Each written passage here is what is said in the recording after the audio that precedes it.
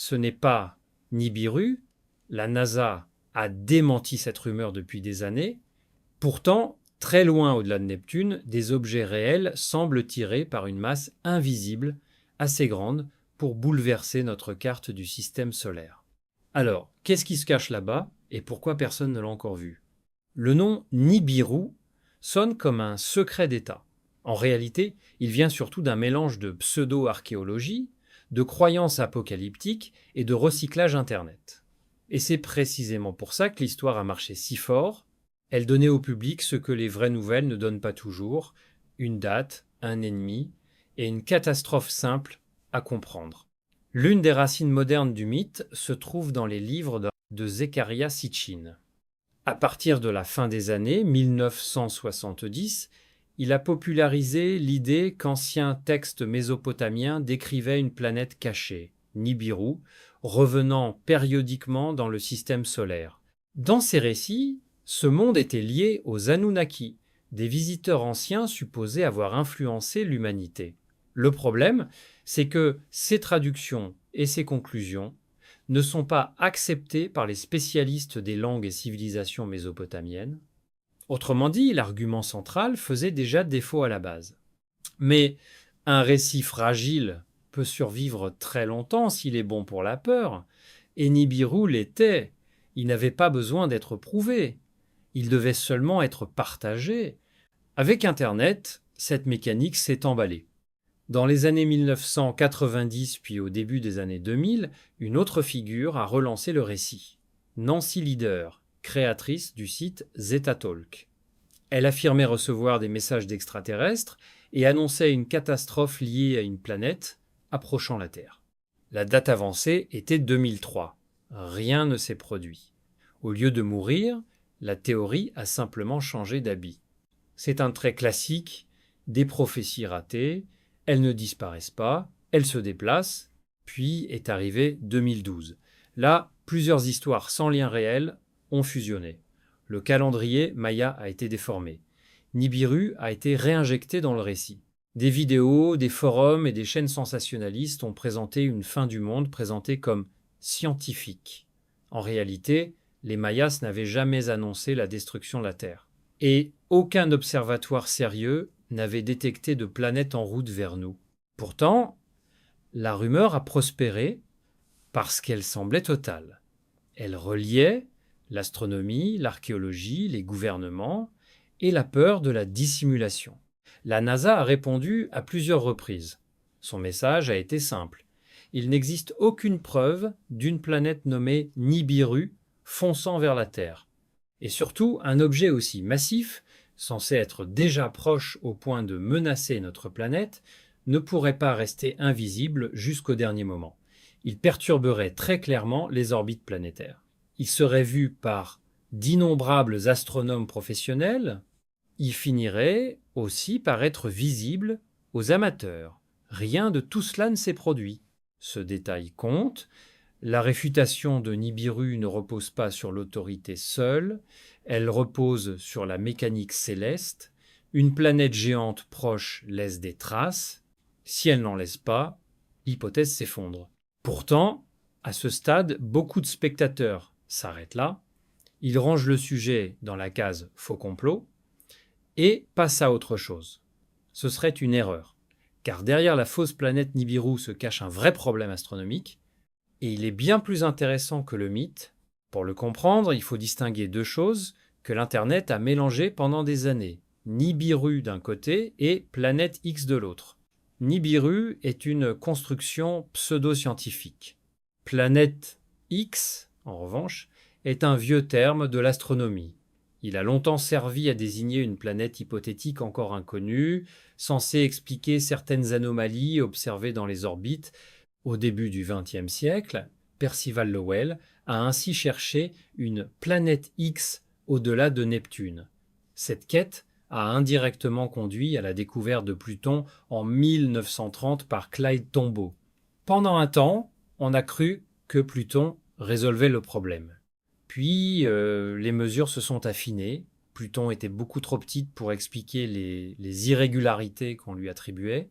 Plus tard, une meilleure estimation de la masse de Neptune a réduit une grande partie de ces anciennes anomalies. En clair, une recherche réelle avait existé, mais elle n'avait rien à voir avec une apocalypse imminente. Cette séparation entre mythe et science change tout, car elle montre qu'on peut se tromper complètement sur un récit, tout en butant malgré tout sur une vraie énigme. Et cette énigme a refait surface bien plus tard, loin des livres de Sitchin et des prophéties de 2012. Elle n'est pas née d'une vision, elle n'est pas née d'un calendrier, elle est née d'orbite. En 2016, les astrophysiciens Constantin Batygin et Michael Edwards de Caltech publient une étude devenue célèbre. L'idée n'est pas qu'ils aient vu une nouvelle planète. C'est pas le cas. L'idée est plus grande. Ils soutiennent que plusieurs objets très lointains du système solaire semblent se comporter comme s'ils étaient influencés par une masse encore inconnue. Selon leur hypothèse, cette masse pourrait être une planète de plusieurs masses terrestres sur une orbite très allongée, très inclinée et située à des centaines d'unités astronomiques du Soleil. Une unité astronomique, c'est la distance moyenne entre la Terre et le Soleil. Neptune tourne à environ 30 unités astronomiques. L'objet proposé serait bien plus loin. D'un coup, le sujet change de nature. On ne parle plus d'une fin du monde inventée, on parle d'un possible angle mort du système solaire. Et cet angle mort ne se laisse pas attraper facilement. Il faut aussi être précis ici, la planète 9, comme beaucoup l'appellent, n'est pas confirmée. Ce n'est pas un fait établi. C'est une hypothèse sérieuse, discutée dans la littérature scientifique, appuyée par certains indices dynamiques, mais contestée par d'autres équipes. Elle n'a pas été photographiée. Elle n'a pas été détectée directement. Rien n'autorise à la présenter comme une certitude. Mais les objets qui ont relancé toute l'histoire, eux, sont bien réels. Le plus troublant, ce n'était pas le mot Nibiru. C'était une poignée de mondes glacés, découverts au-delà de Neptune, dont les trajectoires semblaient pointer vers une même cause invisible. Et si ces orbites disaient vrai, alors la frontière de notre système solaire n'était être pas celle que nous imaginions. Ces objets existent. Ils ont des noms, Sedna 2012 VP113 et plusieurs autres suivent des trajectoires si étranges que des astronomes ont fini par soupçonner une cause commune. Sedna a été découverte en 2003. C'est l'un des objets les plus célèbres de cette histoire. Son orbite est immense. Son point le plus proche du Soleil reste très loin, autour de 66 unités astronomiques. C'est plus de 2 fois la distance de Neptune. Ce simple fait la rend gênante. À cette distance minimale, Sedna n'approche jamais assez de Neptune pour que Neptune explique facilement son orbite actuelle. C'est pas un petit détail technique, c'est le cœur du problème. Dans le système solaire externe, beaucoup d'objets sont sculptés par Neptune. Ils croisent ou frôlent assez ces régions d'influence pour être éparpillés, freinés, accélérés ou piégés en résonance. Sedna, elle, vit trop loin pour que cette explication suffise à elle seule. Puis, d'autres objets comparables ont été annoncés, dont 2012 VP113, présenté en 2014. Son périhélie, c'est-à-dire son point le plus proche du Soleil, se situe lui aussi très loin, autour de 80 unités astronomiques. Là encore, Neptune n'est pas une réponse confortable. On se retrouve face à une catégorie d'objets parfois qualifiés de détachés parce qu'ils semblent en partie séparés de l'influence directe des géantes connues. À première vue, ces découvertes pourraient seulement montrer que le système solaire externe est compliqué. Mais en y regardant de plus près, plusieurs astronomes ont remarqué autre chose.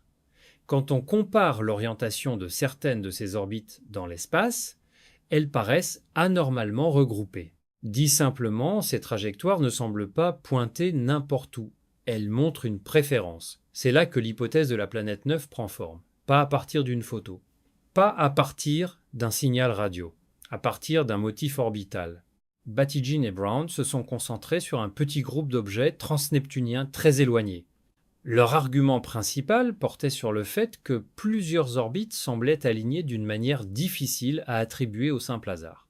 Le nombre d'objets étudiés au départ était faible, c'est une faiblesse réelle, mais justement, le fait que si peu d'objets puissent déjà suggérer un motif aussi net a rendu l'idée difficile à ignorer. Leur modèle propose alors une planète de l'ordre de 5 à 10 masses terrestres. Pas une géante comme Jupiter, plutôt une super-Terre ou une petite géante glacée. Selon leur estimation initiale, son orbite serait très excentrique, très allongée, et son demi-grand axe pourrait se situer à plusieurs centaines d'unités astronomiques, souvent évoqué autour de 400 à 800 selon les versions du modèle. Son année durerait des milliers, peut être des dizaines de milliers d'années. Mais ce n'est pas tout. Dans leur simulation, cette planète hypothétique ne fait pas qu'expliquer un regroupement. Elle peut aussi produire des orbites fortement inclinées. Et c'est important, parce que certains objets lointains découverts, ensuite, semblent justement suivre des plans bizarres, parfois très inclinés par rapport à l'écliptique, le plan moyen où orbitent les grandes planètes. Cette idée donne au dossier une profondeur nouvelle. Un seul objet invisible pourrait, en théorie, imposer une architecture entière au bord du système solaire. Non pas en touchant directement ces petits mondes, mais en les forçant lentement sur des millions d'années à occuper certaines zones orbitales plutôt que d'autres. La découverte suivante change complètement l'histoire. Si l'hypothèse est bonne, alors la planète 9 ne serait pas juste une planète de plus. Elle serait un sculpteur gravitationnel à l'échelle du système solaire externe, et pourtant, cette explication pose un nouveau problème. Plus l'objet supposé est massif, plus on se demande pourquoi il échappe encore à l'observation directe. Les partisans de l'hypothèse répondent en rappelant que le ciel à inspecter est immense, que la planète pourrait se trouver dans une région peu explorée et que sa luminosité attendue serait extrêmement faible.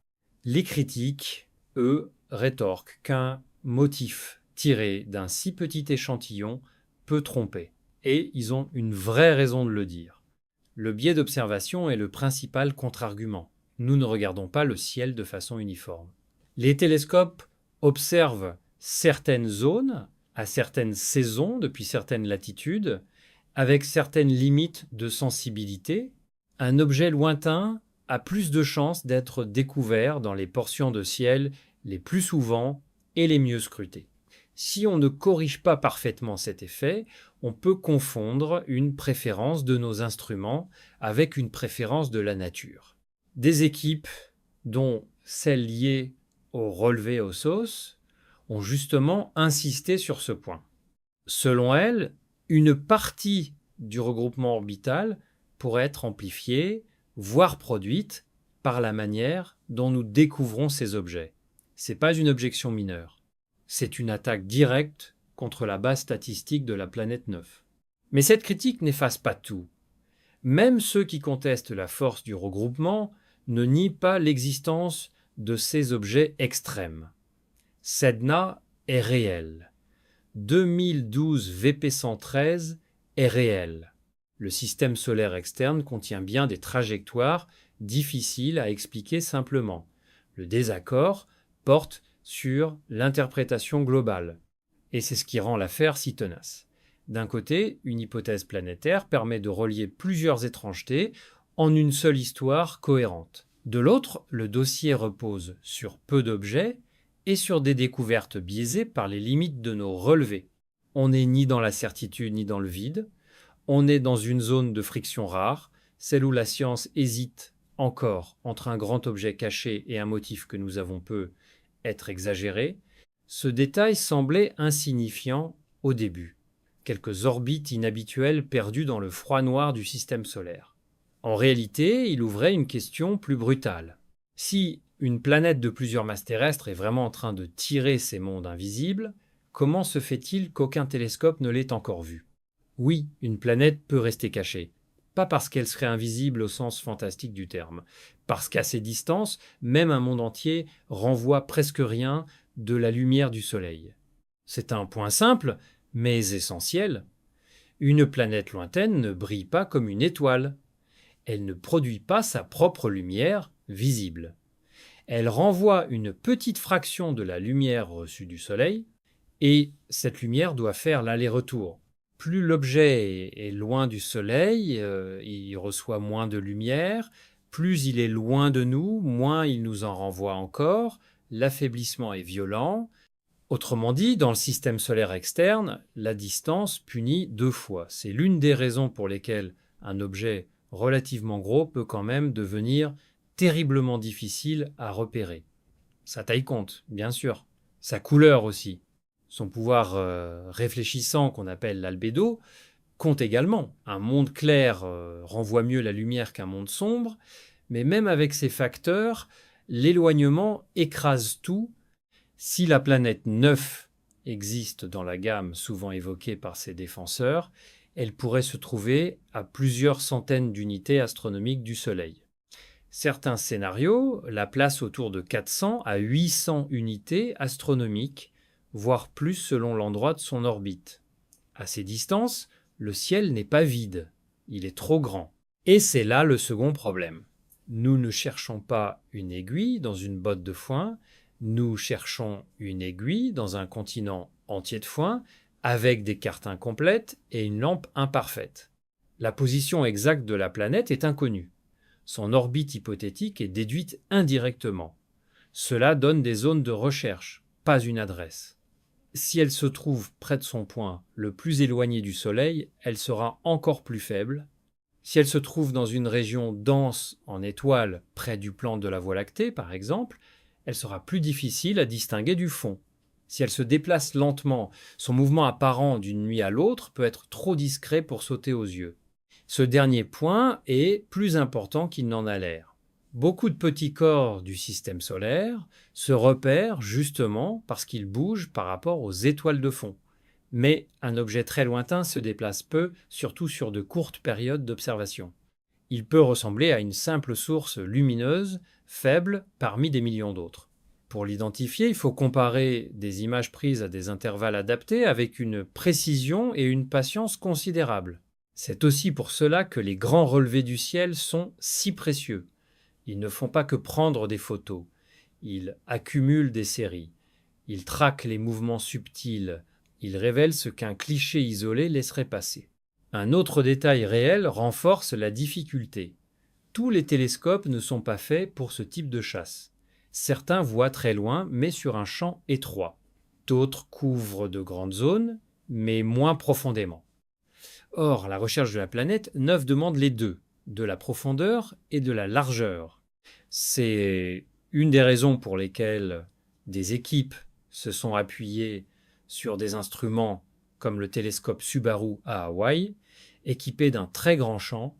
Pour chasser un objet hypothétique aussi lointain, il faut pouvoir balayer de vastes portions de ciel sans perdre la sensibilité nécessaire. Le travail est lent. Et tant qu'aucune détection directe n'est obtenue, chaque zone balayée sans résultat réduit l'espace du possible sans l'annuler. Il faut aussi mentionner ce que nous savons déjà grâce à d'autres observations. La mission spatiale WISE, qui a cartographié le ciel dans l'infrarouge, a permis d'exclure certains scénarios extrêmes. Elle a notamment écarté l'existence d'une planète géante de type Jupiter ou Saturne dans de larges domaines de distance autrefois invoqués par les récits alarmistes. C'est très important. Cela signifie qu'une énorme planète cachée, chaude et relativement proche, version Nibiru, n'a pas sa place dans les données. Mais WISE n'a pas fermé toute la porte. Un objet plus petit, plus froid, plus sombre et situé dans la zone envisagée pour la planète 9 reste beaucoup plus difficile à contraindre. Là encore, on voit la différence entre la rumeur et la science. La rumeur parle d'un monstre évident, la science cherche une possibilité ténue. Ce contraste peut sembler moins spectaculaire. En réalité, il est plus inquiétant. Une menace imaginaire s'évapore dès qu'on la vérifie. Une vraie inconnue résiste. Il y a un précédent historique que les astronomes rappellent souvent, même si la situation n'est pas identique. Neptune a été découverte en 1846, après que ses effets gravitationnels eurent été soupçonnés dans le mouvement d'Uranus. Autrement dit, une planète peut être devinée avant d'être vue. Cela ne prouve rien pour la planète 9. Mais cela rappelle qu'une découverte par les conséquences n'est pas absurde. Pourtant, cette analogie a ses limites. Dans le cas de Neptune, le signal concernait une planète proche à l'échelle solaire, bien plus facile à observer une fois la zone ciblée. La planète 9, si elle existe, serait dans un régime beaucoup plus cruel pour les instruments, plus lointaine, plus sombre, et posée sur un décor d'étoiles immense. Il faut aussi résister à un réflexe narratif courant, croire que non vu veut dire caché volontairement. Rien dans les données ne suggère une dissimulation. La seule dissimulation ici, c'est celle imposée par les lois de la lumière et par l'ampleur du ciel. C'est moins romanesque, c'est beaucoup plus réel. À ce stade, une autre confusion doit être détruite. Le fait qu'une planète lointaine puisse rester inaperçue n'implique absolument pas qu'elle se dirige vers la Terre. Les modèles sérieux liés à la planète 9 ne proposent pas un objet plongeant vers le système solaire interne pour nous percuter. L'image d'une apocalypse frontale appartient au mythe Nibiru, pas aux études astronomiques. La bonne nouvelle, c'est donc que rien n'indique une collision planétaire imminente. La mauvaise, c'est qu'une grande masse n'a pas besoin de nous toucher pour changer le niveau de danger. Dans le système solaire externe, la gravité agit comme une patience aveugle, elle n'explose pas, elle dévie, elle accumule des effets lents qui fait tomber les trajectoires au mauvais endroit. Et si la planète 9 existe vraiment, son influence ne se mesurait pas d'abord à sa proximité avec la Terre, mais aux objets petits qu'elle pourrait déplacer sur l'année. Mais plusieurs travaux montrent qu'un gros perturbeur lointain peut réorganiser des populations entières de corps glacés. Et si ces réservoirs bougent, alors certains projectiles finissent par rentrer dans les régions intérieures, la réalité est encore plus étrange. Le danger, s'il existe, ne viendrait pas d'une planète géante fonçant sur la Terre. Il viendrait de tout ce qu'une planète géante invisible pourrait déranger sans jamais nous approcher elle-même. Non, la planète 9 ne fonce pas vers la Terre. Aucune étude sérieuse ne prévoit une collision avec nous. Le risque envisagé, si cette planète existe, passerait par des objets plus petits qu'elle pourrait perturber. Pour comprendre ça, il faut regarder le système solaire comme une machine gravitationnelle. Le Soleil domine, les grandes planètes sculptent et les petits corps, eux, encaissent. Astéroïdes, comètes, objets transneptuniens, noyaux glacés lointains, leur histoire dépend souvent moins de ce qu'ils sont que de ce qui les croise. Jupiter en est l'exemple le plus connu. Sa masse gigantesque peut dévier, capturer ou expulser des corps qui passaient trop près. C'est à la fois un bouclier partiel et une fronde. Une même planète peut donc réduire certains risques et en créer d'autres. C'est déjà vrai dans la région des planètes géantes connues. Alors, imaginer un autre gros perturbeur très loin du Soleil n'a rien d'extravagant sur le plan dynamique. Dans les scénarios favorables à la planète 9, cette planète hypothétique agirait surtout sur les objets du système solaire externe. Pas en les zappant tous, bien sûr. Mais en imposant sur de très longues durées des préférences orbitales, des regroupements, des inclinaisons, et parfois des trajectoires extrêmes. C'est justement ce pouvoir organisateur qui a rendu l'idée séduisante pour plusieurs équipes. Certaines simulations ont suggéré qu'un tel objet pourrait aider à expliquer l'existence d'orbites très inclinées, voire presque perpendiculaires au plan principal du système solaire. D'autres travaux ont proposé qu'il pourrait être lié à des populations bizarres de petits corps, comme certains centaures rétrogrades ou fortement inclinés. Là encore, prudence. Cela ne prouve pas l'existence de la planète. Cela montre seulement qu'une planète de ce type peut produire des signatures cohérentes avec plusieurs étrangetés observées. Il existe même des travaux proposant qu'un objet lointain de ce genre pourrait contribuer à expliquer la légère inclinaison entre l'équateur du Soleil et le plan moyen des orbites planétaires. C'est pas un point settled, pas une vérité finale, mais c'est une preuve de plus que l'hypothèse dépasse de loin le simple cas de quelques cailloux perdus. Plus l'hypothèse réussit à relier d'anomalies, plus elle gagne en force narrative. Mais la science n'est pas un concours de beaux récits. Elle demande une contrainte supplémentaire, que ces liens résistent aux données nouvelles. C'est là que le dossier reste instable. Maintenant, revenons à la question la plus inconfortable.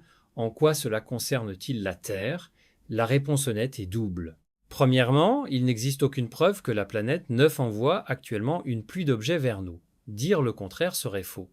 Aucune agence, aucune équipe sérieuse, aucun article de référence n'annonce un tel scénario immédiat. Il faut le dire clairement, parce que c'est exactement là que les titres trompeurs dérapent. Deuxièmement, il est également vrai que les réservoirs de petits corps lointains sont des sources réelles de visiteurs dangereux sur le très long terme. Les comètes à longue période, par exemple, viennent de très loin.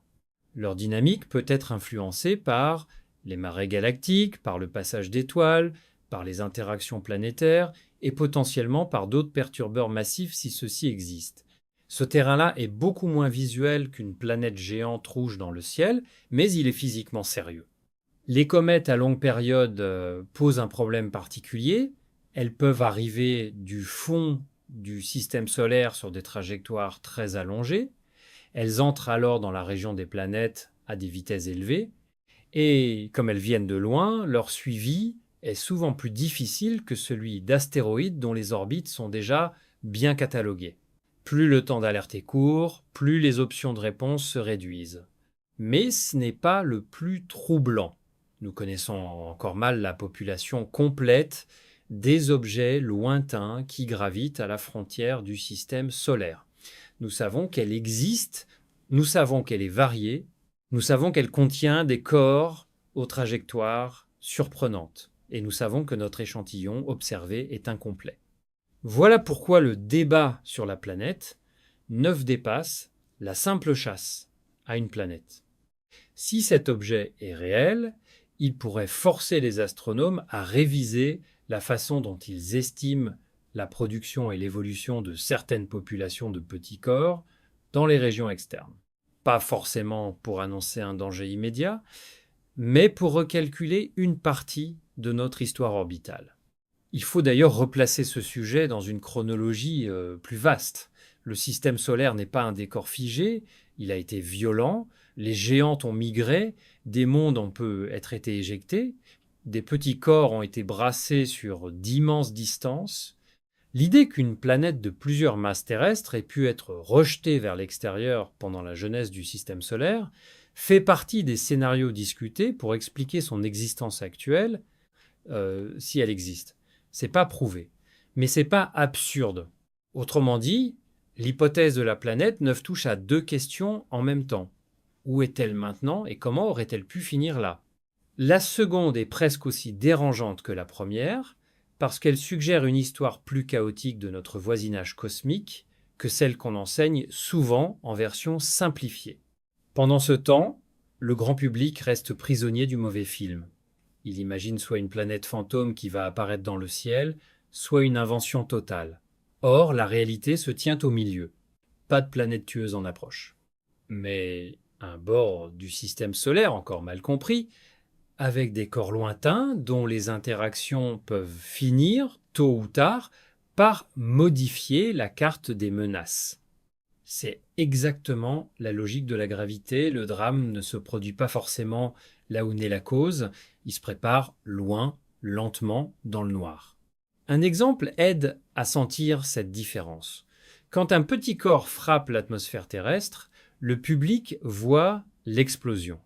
Il ne voit pas les millions d'années de mécanique céleste qui ont précédé cette seconde. Les trajectoires changent à l'échelle géologique. La surprise, elle, se produit à l'échelle humaine. Et cette surprise n'est pas théorique. Le 15 février 2013, un objet bien plus petit qu'une planète a explosé au-dessus d'une ville moderne de Russie. Il n'avait rien d'apocalyptique au sens hollywoodien. Pourtant, il a suffi pour rappeler brutalement qu'on peut être frappé sans voir venir le coup. Cet objet a frappé en Russie, il s'est désintégré au-dessus de Tcheliabinsk, et il a prouvé qu'une menace réelle peut surgir sans annonce, sans prophète et sans planète géante. Le matin du 15 février 2013 Un astéroïde d'environ 20 mètres de diamètre entre dans l'atmosphère. Il ne percute pas le sol en un seul bloc. Il explose en altitude à plusieurs dizaines de kilomètres au-dessus de la Terre. La lumière est aveuglante. Puis vient l'onde de choc. Des vitres volent en éclats sur une vaste zone. Des milliers de bâtiments sont endommagés. Plus d'1 millier de personnes sont blessées, en grande partie par le verre brisé. Les images filmées depuis des voitures et des caméras de surveillance ont fait le tour du monde. Elles ont produit un effet rare. Pour beaucoup de gens, c'était la première fois qu'un danger cosmique semblait redevenir concret. Pas dans un musée, pas dans un cratère ancien. Dans une ville, à l'ère des smartphones, le détail le plus froid est aussi le plus important. Cet objet n'avait pas été détecté avant son arrivée. Il venait d'une direction proche du Soleil dans le ciel, une zone difficile à surveiller depuis le sol. C'est exactement le genre de faille qui détruit l'illusion d'un ciel totalement cartographié. Tcheliabinsk n'était pas un événement d'extinction. Ce n'était même pas un objet particulièrement grand à l'échelle cosmique. Et pourtant, il a montré qu'un corps relativement modeste peut déjà provoquer des dégâts massifs lorsqu'il arrive sans préavis au-dessus d'une zone peuplée. Il a aussi rappelé quelque chose d'encore plus dérangeant. Les objets capables de faire très mal ne sont pas tous ceux qui font la une. Une planète imaginaire géante attire les clics, un rocher de 20 mètres venu du bon angle casse devrait fenêtre. L'exemple historique le plus connu avant cela reste l'explosion de Tunguska en 1908 en Sibérie. L'objet n'a pas laissé le type de cratère simple que le public imagine souvent. Mais l'événement a couché des millions d'arbres sur une zone gigantesque. Là encore, on parle d'un objet bien plus petit qu'une planète tueuse. Pourtant, l'échelle de destruction locale ou régionale était déjà immense. C'est pour cette raison que la défense planétaire existe réellement. Pas comme un délire de film, comme un domaine institutionnel, financé, coordonné, mesuré. À la NASA, le Planetary Defense Coordination Office, ou Bureau de coordination de la défense planétaire, a été créé pour organiser cette surveillance et cette réponse. Son rôle n'est pas d'annoncer des apocalypses. Son rôle est plus ingrat et plus sérieux. Repérer, suivre, évaluer et si possible préparer des stratégies contre les objets proches de la Terre. Ce travail repose sur plusieurs outils.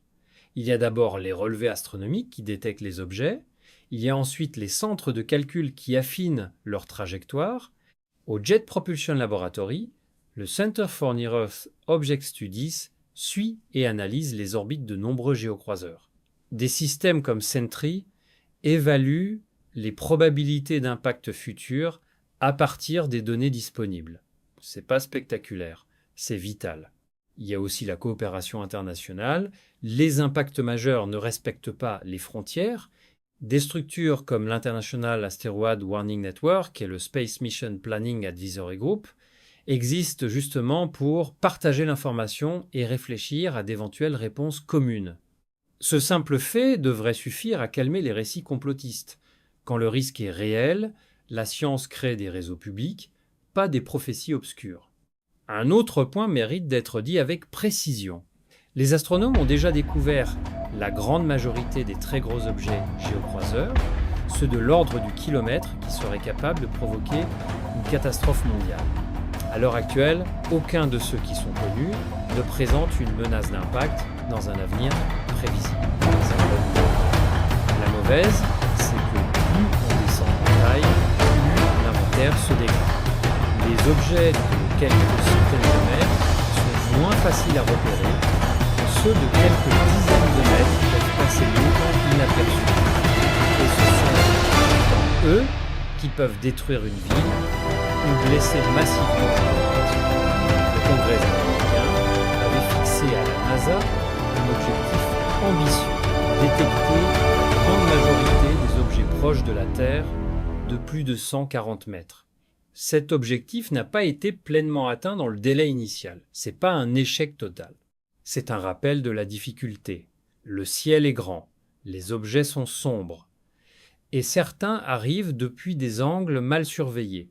C'est là qu'entrent en jeu les futurs instruments, notamment en infrarouge. Un télescope spatial comme NEO Surveyor, pensé pour repérer des objets géocroiseurs en observant leur chaleur plutôt que seulement leur lumière réfléchie, doit précisément réduire certaines de ces zones aveugles. Un corps sombre peut trahir sa présence en infrarouge, même lorsqu'il reflète peu de lumière visible. Cette logique est importante pour notre sujet, car elle montre la différence entre deux niveaux de menace. D'un côté, les objets proches de la Terre que l'on peut surveiller de façon relativement directe. De l'autre, les régions plus lointaines du système solaire, où les effets peuvent être indirects, les temps longs, et la cartographie encore incomplète. La planète 9, si elle existe, appartient au second niveau.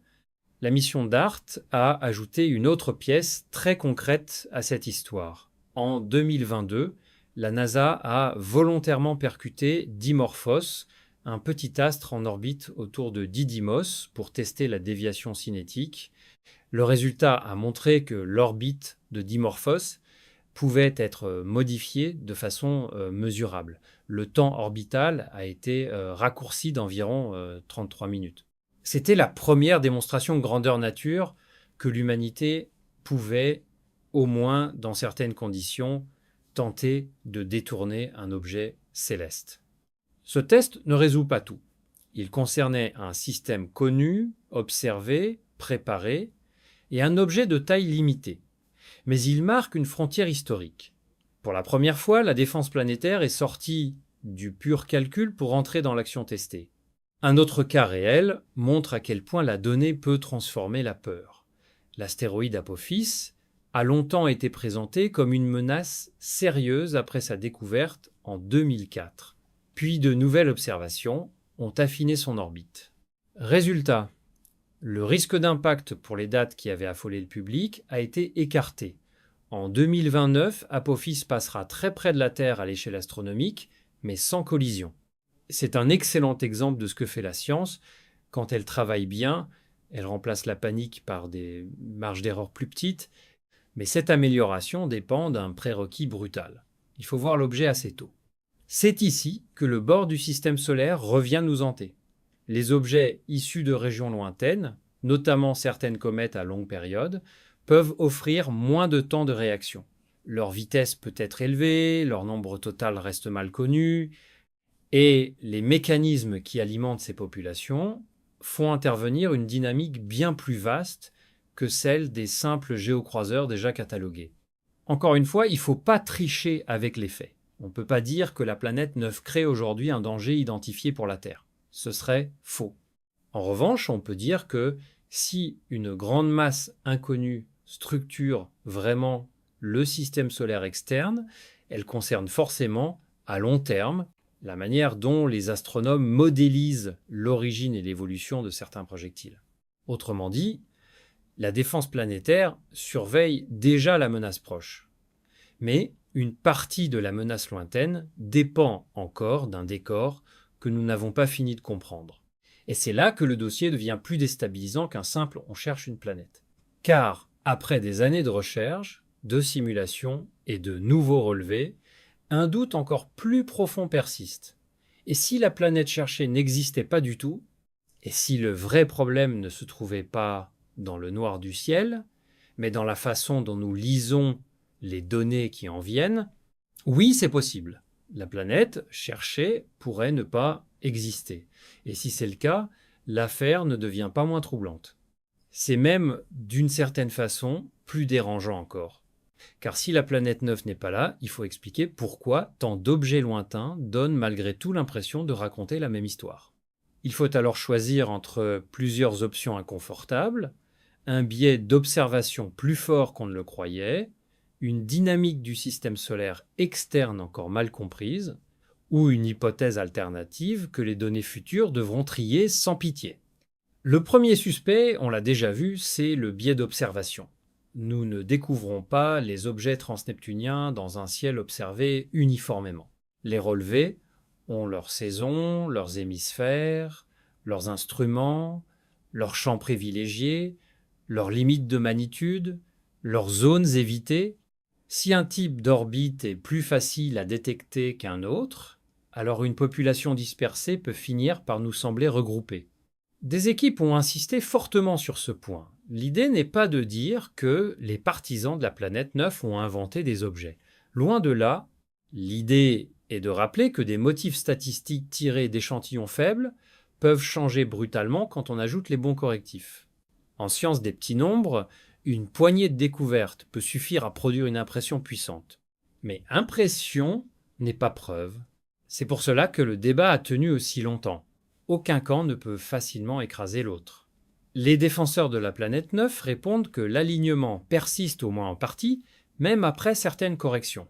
Ils soulignent aussi que l'hypothèse aide à expliquer d'autres singularités, comme des orbites très inclinées ou des objets qui semblent détachés de l'influence simple de Neptune. Les critiques rétorquent que plus le jeu de données s'élargit, plus le motif peut se fragiliser. En clair, les mêmes nouvelles découvertes nourrissent parfois les deux récits à la fois. C'est un type de suspens scientifique très particulier.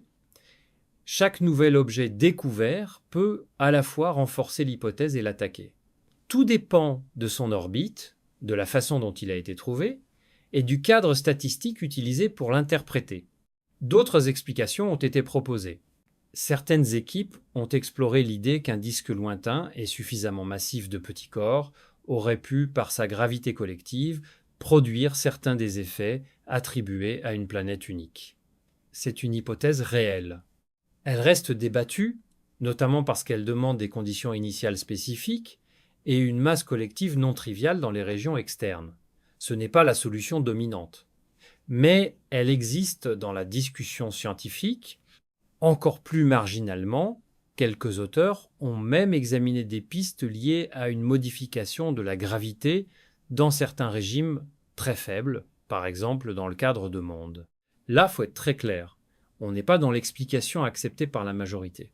On est dans une tentative alternative pour rendre compte de certains comportements orbitaux sans invoquer forcément une planète géante cachée. C'est intéressant. Ce n'est pas un verdict.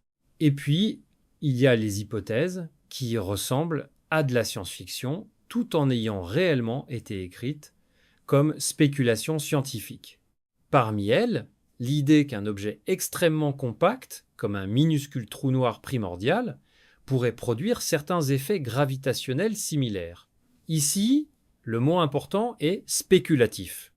Cette piste n'a aucune confirmation observationnelle et reste très loin d'une explication standard. Mais le simple fait qu'elle ait été évoquée montre à quel point le problème ouvre parfois des portes étranges. Pourtant, malgré cette diversité de scénarios, le test final reste assez simple. Soit on trouve l'objet, soit on accumule assez de données pour montrer que le motif disparaît ou change de nature. Dans les deux cas, la science gagne quelque chose de concret. C'est là que les prochaines grandes campagnes de relevé du ciel prennent une importance énorme. L'observatoire Veracé. Rubin, conçu pour cartographier le ciel austral de manière répétée et très profonde, est souvent cité comme l'un des outils capables de bouleverser ce dossier. Pas forcément parce qu'il photographiera immédiatement la planète 9. Même si c'était possible, personne ne peut le promettre. Son vrai pouvoir pourrait être ailleurs. Augmenter massivement le nombre d'objets transneptuniens connus, mesurer leurs orbites avec plus de rigueur et rendre les biais d'observation beaucoup plus visibles. Autrement dit, Rubin pourrait résoudre le mystère même sans montrer la planète elle-même. Si le regroupement orbital tient encore, quand l'échantillon explose, l'hypothèse planétaire deviendra bien plus solide. Si au contraire le motif se dilue, alors le dossier basculera vers une autre explication. Le plus fascinant, c'est que les deux résultats seraient spectaculaires.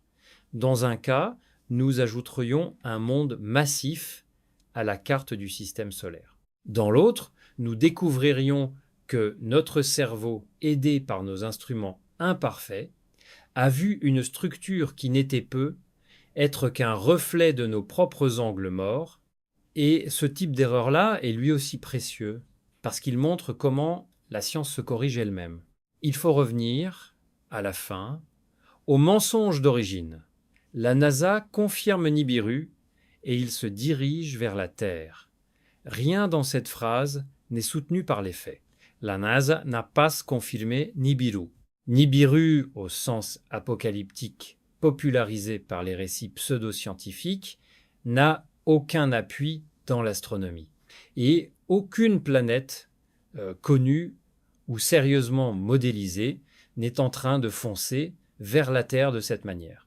Mais ce démenti ne rend pas le vrai sujet moins fort. Au contraire, la vérité, c'est que les astronomes ont de vraies raisons d'étudier le bord du système solaire avec insistance. Ils y trouvent des objets détachés, des orbites extrêmes, des regroupements contestés, des zones encore mal inventoriées, et peut être la signature d'un monde que personne n'a encore vu. Le suspense n'est pas dans une collision inventée.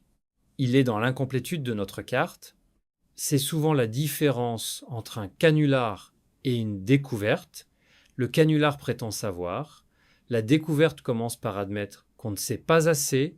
Dans le cas de la planète 9, nous savons déjà plusieurs choses solides. Nous savons que le mythe Nibiru ne tient pas. Nous savons que certains objets lointains du système solaire ont des orbites inhabituelles. Nous savons que des équipes sérieuses pensent qu'une planète cachée pourrait aider à l'expliquer. Nous savons aussi que d'autres équipes contestent la force de cette interprétation et pointent les biais de découverte. Et nous savons enfin que les prochaines observations pourront trancher bien mieux qu'aujourd'hui. Il reste donc une dernière image. Pas celle d'une planète rouge surgissant derrière le Soleil, pas celle d'une conspiration parfaite, une image bien plus simple. Là-bas, au-delà de Neptune, il y a encore du noir, du froid et des trajectoires qui ne rentrent pas proprement dans nos cases. Peut être qu'un monde massif y tourne en silence depuis des millénaires, peut être que ce monde n'existe pas et que c'est notre lecture du ciel qui doit être refaite. Dans les deux cas, le plus honnête des scénarios reste aussi le plus vertigineux. Le système solaire est moins fermé, moins propre et moins complètement connu que nous aimerions le croire. Et cette fois, c'est pas une prophétie, c'est le problème réel. La prophétie de 2003 n'a pas eu lieu, celle de 2012 non plus, et pourtant le mythe de Nibiru n'est pas mort. Il a juste changé de date, de décor et de vocabulaire. C'est ce qui rend cette histoire si utile à observer. Elle montre comment une rumeur cosmique peut survivre à ses propres échecs pendant des décennies. Pas grâce aux preuves, grâce à sa capacité à muter. L'un des épisodes les plus importants commence avec Nancy Lieder, fondatrice du site Zetatalk. Dans les années 1990, elle affirme recevoir des messages d'extraterrestres appelés les Zétas. Selon ses déclarations, ces êtres l'avertissent d'un cataclysme à venir lié à un objet planétaire. Une date circule alors, mai 2003. L'idée prend parce qu'elle combine plusieurs ingrédients très efficaces. Un message secret, une source supposée au-dessus des institutions et une catastrophe proche. Rien ne se produit en 2003, ce point est fondamental, la prophétie échoue, mais au lieu de disparaître, elle se reconfigure. C'est un mécanisme classique des croyances apocalyptiques, documenté bien au-delà de Nibiru. Quand la date tombe à vide, le récit ne s'effondre pas forcément. Il absorbe l'échec. Certains partisans déplacent la date. D'autres disent que l'événement a été mal compris. D'autres encore expliquent que l'avertissement était symbolique. Ce détail semblait insignifiant. En réalité, c'est le moteur de survie du mythe. Une prophétie falsifiable devient presque invulnérable dès qu'elle adopte des sorties de secours. Puis arrive 2012. Cet épisode est crucial parce qu'il ne repose pas sur une seule rumeur, mais sur une fusion de plusieurs paniques. D'un côté, une lecture déformée du calendrier Maya, de l'autre, le vieux récit de Nibiru. Entre les deux, Internet sert de mélangeur parfait. Il faut être précis ici. Les spécialistes des civilisations mésoaméricaines n'ont jamais soutenu que les Mayas avaient prédit la fin du monde en décembre 2012. Ce qui arrivait à cette date, dans certains systèmes de compte du temps, relevait d'un changement de cycle, pas d'une apocalypse planétaire. La transformation en scénario de destruction globale est une construction moderne. Pourtant, cette année-là, Nibiru trouve un carburant nouveau. Des vidéos YouTube, des forums et des sites sensationnalistes présentent un récit hybride. Les anciens savaient, le gouvernement cache la vérité, et une planète approche. Là encore, aucune preuve astronomique solide n'apparaît. Aucun observatoire majeur n'annonce une planète géante entrant dans le système solaire immédiat. La NASA publie d'ailleurs plusieurs réponses publiques pour expliquer que la fin du monde de 2012 n'a aucun fondement scientifique, que Nibiru n'existe pas dans ce sens-là. Mais la rumeur a un avantage énorme sur la planète. Elle est poussée. Elle tient en une phrase, ils le savent, ils le notent. Le démenti, lui, demande d'expliquer les orbites, la visibilité dans le ciel, la dynamique des planètes et le fonctionnement des observations. Il est plus long, donc il circule souvent moins bien. Le 20 et 1 décembre 2012 passent. Toujours rien. Là encore, ce devrait être la fin. Ce n'est pas le cas. Après 2012, la rumeur entre dans une phase encore plus intéressante. Elle perd son ancrage dans une date mondiale unanimement connue, mais elle gagne en plasticité. Elle peut maintenant se greffer presque n'importe où.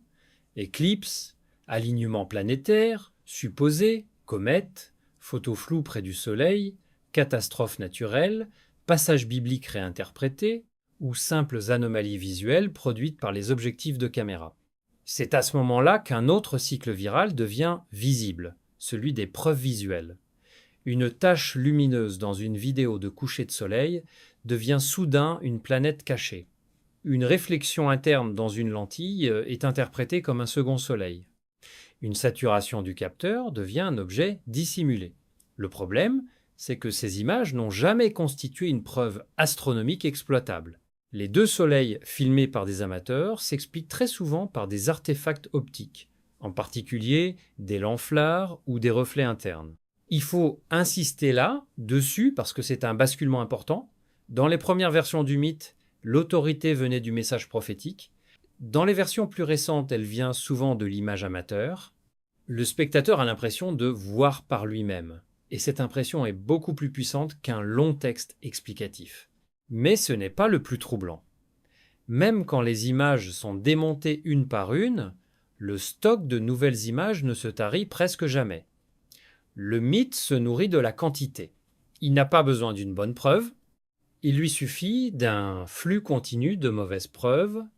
Un autre pic viral important se produit en 2017. Cette fois, le récit passe en partie par des lectures apocalyptiques chrétiennes contemporaines, popularisées notamment par l'auteur David Mead.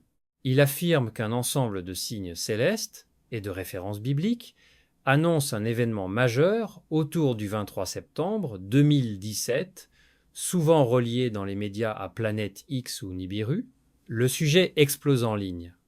La NASA doit encore répondre publiquement pour rappeler qu'aucune planète cachée ne se dirige vers la Terre. Ce cas est particulièrement révélateur pour une raison simple. Il montre comment Planétis et Nibiru sont sans cesse confondus. Or, ce ne sont pas les mêmes choses. Planète X a une histoire réelle dans l'astronomie comme non provisoire pour une planète hypothétique au-delà des planètes connues. Nibiru, dans sa version apocalyptique moderne, est une construction pseudo-scientifique.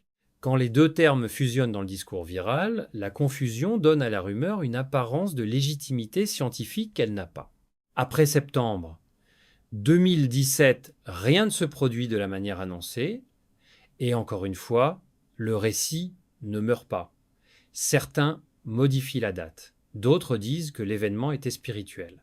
D'autres affirment que la destruction a été différée. C'est exactement le même schéma que 2003 puis 2012. Cette répétition dit quelque chose de très important sur la structure du mythe. Nibiru n'est pas seulement une fausse information, c'est une machine à recycler l'échec.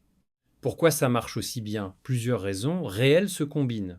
D'abord, le sujet mélange un domaine que peu de gens maîtrisent intimement, l'astronomie dynamique. La plupart des spectateurs savent ce qu'est une planète.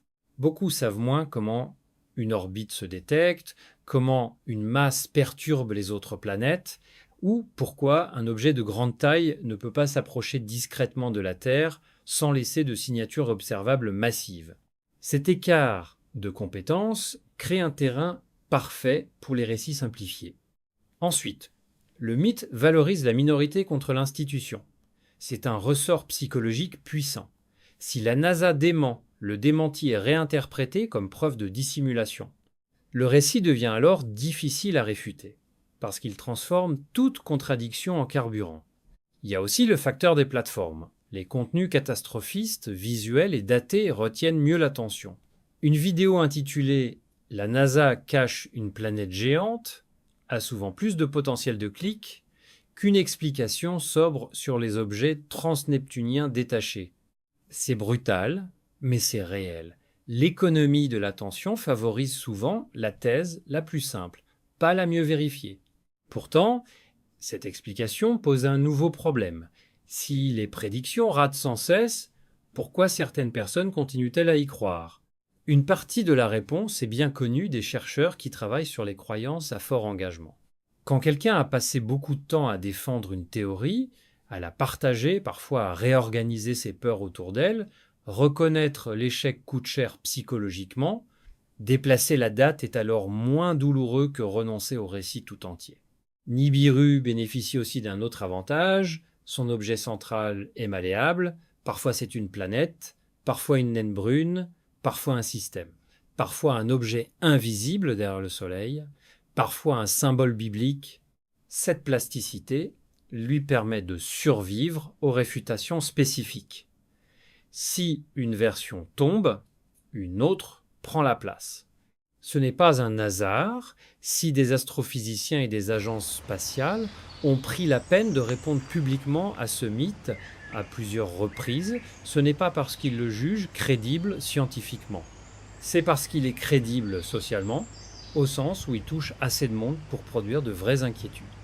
La NASA a souvent répondu de manière très directe sur ce point. Son argument central reste simple. Si une planète massive s'approchait réellement de la Terre, ses effets seraient déjà observables depuis longtemps, à la fois par les professionnels et par les amateurs. Elle perturberait les orbites des planètes connues. Elle serait visible dans les données. On ne découvrirait pas son arrivée à la dernière minute dans une vidéo floue partagée sur les réseaux. Il faut aussi noter que certaines images ou rumeurs recyclent de vrais phénomènes astronomiques en les remaquillant. Une comète brillante, une conjonction, une éclipse, un passage rapproché de Vénus dans le ciel, une photo du coronographe solaire SOO remplie d'artefacts instrumentaux. À chaque fois, quelque chose de réel sert de support à une interprétation fausse. C'est souvent comme ça que les récits durent le plus longtemps. Ils se branchent sur un morceau de vrai. Et c'est précisément ce qui distingue le mythe Nibiru du dossier scientifique sur la planète 9. Dans un cas, on part d'une conclusion apocalyptique, puis on cherche des signes. Dans l'autre, on part d'anomalies orbitales réelles, puis on teste des hypothèses concurrentes. La direction du raisonnement n'a rien à voir. La leçon de cette section bonus n'est donc pas seulement Nibiru est faux, elle est plus large. Une rumeur cosmique peut survivre à toutes ces dates ratées si elle possède trois choses. Une grande idée simple, un ennemi institutionnel parfait et une capacité à absorber la contradiction. C'est pour ça que Nibiru revient sans cesse. Pas parce qu'une planète approche, parce que le récit a été conçu presque naturellement pour ne jamais mourir de ses propres erreurs. Et c'est aussi pour ça qu'il faut être encore plus rigoureux avec le vrai mystère. Car pendant que des millions de vues s'accrochent à une apocalypse imaginaire, la question réelle reste suspendue ailleurs, bien plus loin, dans le froid noir au-delà de Neptune, non pas quand Nibiru va-t-elle frapper, mais qu'est-ce qui sculpte vraiment les orbites les plus étranges du système solaire ?